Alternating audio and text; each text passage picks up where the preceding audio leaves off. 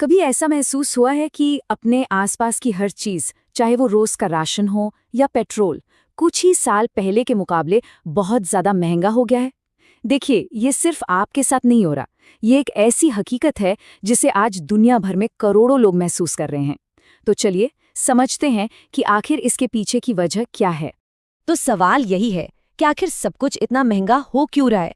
क्या ये बस नॉर्मल महंगाई है, या फिर सरकारों ने जो अंधाधुंध पैसा छापा है ये उसका नतीजा है, या फिर पूरी ग्लोबल इकोनॉमी में ही कोई बड़ी गड़बड़ चल रही है?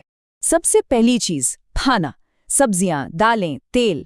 ऐसा लगता है जैसे हर चीज के दाम आसमान छू रहे हैं और हर घर का बजट इससे हिल गया है। फिर आता है ईंधन। पेट्रोल डीजल के दाम बढ़ने का मतलब सिर्फ ये नहीं कि गाड़ी चलाना महंगा हो गया, बल्कि इसका असर सामान को एक जगह से दूसरी जगह ले जाने पर भी पड़ता है, मतलब हर चीज पर। और हाँ, घर, चाहे वो किराया हो या फिर अपना घर खरीदने का सपना, सब कुछ अब आम इंसान की पहुंच से जैसे दूर होता जा रहा है। इन सारे सवालों के जवाब को समझने के लिए हमें वक्त में थोड़ा पीछे जाना होगा, एक ऐसे पॉइंट पर जिसने दुनिया की अर्थव्यवस्था को हमेशा के लिए बदल कर रख दिया। हम बात कर रहे हैं साल 2020 की, जब दुनिया एक ऐसे संकट से गुजर रही थी जो पहले कभी किसी ने नहीं देखा था। और यहीं से उन घटनाओं की शुरुआत हुई जिनका असर हम आज तक महसूस कर रहे हैं। जब कोविड-19 ने दस्तक दी तो मानो पूरी दुनिया थम सी गई। एक एक करके सारे देश बंद हो गए, फैक्ट्रियां बंद, जहाज बंद, फ्लाइट्स बंद। अब अर्थव्यवस्था को पूरी तरह से तबाह होने से बचाने के लिए दुनिया भर की सरकारों ने सिस्टम में बेहिसाब पैसा डालना शुरू कर दिया। और इस सब का एक सीधा सीधा नतीजा निकला, महंगाई, जिसे अंग्रेजी में इन्फ्लेशन कहते हैं। आसान भाषा में कहें तो ये वो सिचुएशन है जब चीजें महंगी हो जाती हैं और हमारे पैसे की कीमत, मतलब उसकी खरीदने की ताकत, कम हो जाती है। इसे समझने का एक बहुत ही सीधा सा फॉर्मूला है, उतने ही सामान के पीछे ज्यादा पैसा। मतलब जब मार्केट में सामान तो उतना ही है, लेकिन पैसा बहुत ज्यादा आ जाए तो हर चीज की कीमत अपने आप बढ़ने लगती है। और ये कोई छोटी मोटी रकम नहीं थी, हम बात कर रहे हैं खरबों डॉलर्स की। अकेले अमेरिका ने इतना पैसा छापा, यूरोप और बाकी बड़े देशों ने भी यही किया। इस चार्ट में आप देख सकते हैं कि कितना ज्यादा पैसा सिस्टम में डाला गया था। लेकिन कहानी सिर्फ पैसा छापने पर ही खत्म नहीं होती। जब लॉकडाउन धीरे धीरे खुलने लगे तो एक और बहुत बड़ी प्रॉब्लम सामने आ गई। दुनिया भर में सामान पहुंचाने का जो पूरा सिस्टम है, जिसे ग्लोबल सप्लाई चेन कहते हैं, वो पूरी तरह से चरमरा गया था। जरा सोचिए, जहाज बंदरगाहों पर अटके पड़े, फैक्ट्रियों को कच्चा माल नहीं मिल रहा, और इसका असर हर चीज पर हुआ। गाड़ियों से लेकर मोबाइल फोन, लैपटॉप और यहाँ तक कि घर बनाने के सामान पर भी। सेमीकंडक्टर की कमी ने तो पूरी दुनिया में हड़कंप मचा दिया था।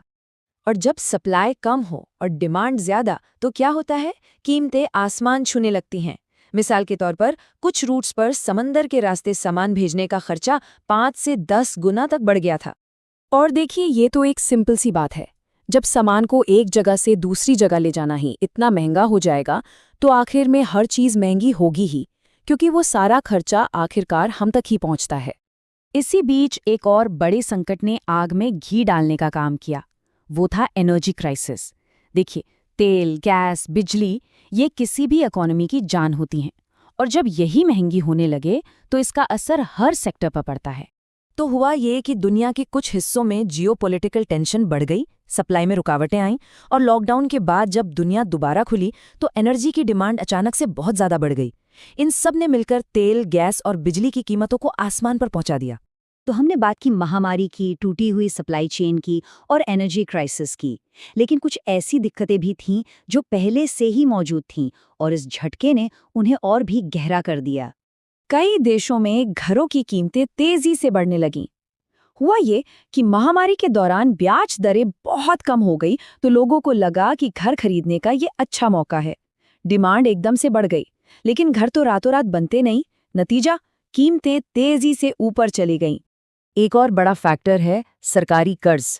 आज दुनिया के ज्यादातर बड़े देश रिकॉर्ड लेवल के कर्ज में डूबे हुए हैं, और इस कर्ज को मैनेज करने के लिए सरकारें अक्सर ऐसी पॉलिसीज अपनाती हैं जिससे सिस्टम में और पैसा आता है, जो घूम फिर कर फिर से महंगाई को ही बढ़ाता है।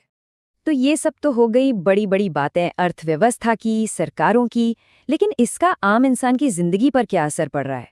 चलिए अब इसे समझते हैं। असली समस्या की जड़ ये है कि ज्यादातर जगहों पर लोगों की सैलरी उस रफ्तार से नहीं बढ़ रही है जिस रफ्तार से उनके खर्चे बढ़ रहे हैं। मतलब कमाई और खर्च के बीच का जो गैप है वो लगातार बढ़ता ही जा रहा है। और इसी सिचुएशन को कॉस्ट ऑफ लिविंग क्राइसिस कहते हैं। इसका सीधा सा मतलब ये है कि लोग भले ही उतना ही कमा रहे हों, लेकिन वो पहले से ज्यादा गरीब महसूस करते हैं, क्योंकि अब उनके पैसे से पहले जितना सामान नहीं खरीदा जा सकता। तो अब सबसे बड़ा सवाल ये उठता है कि क्या चीजें कभी वापस पहले जैसी होंगी, या फिर हम एक नए दौर में आ चुके हैं जो अब हमेशा ऐसा ही रहेगा। देखिए, सच तो ये है कि बढ़ती कीमतों का कोई एक कारण नहीं है। जैसा कि हमने देखा, ये एक परफेक्ट स्टॉर्म जैसा है जहां कई सारी चीजें एक साथ हो गईं। महामारी, बेहिसाब पैसा, सप्लाई चेन की प्रॉब्लम, एनर्जी संकट, कोई एक आसान जवाब है ही नहीं। अगर इतिहास को देखें तो एक बार महंगाई जब जम जाती है तो कीमतें वापस पुराने लेवल पर बहुत ही मुश्किल से आती हैं। तो क्या इसका मतलब ये है कि दुनिया एक नई आर्थिक हकीकत में दाखिल हो चुकी है, जहां रहने का खर्चा अब हमेशा के लिए ज्यादा ही रहेगा? ये एक ऐसा सवाल है जिसके बारे में हम सबको सोचने की जरूरत है।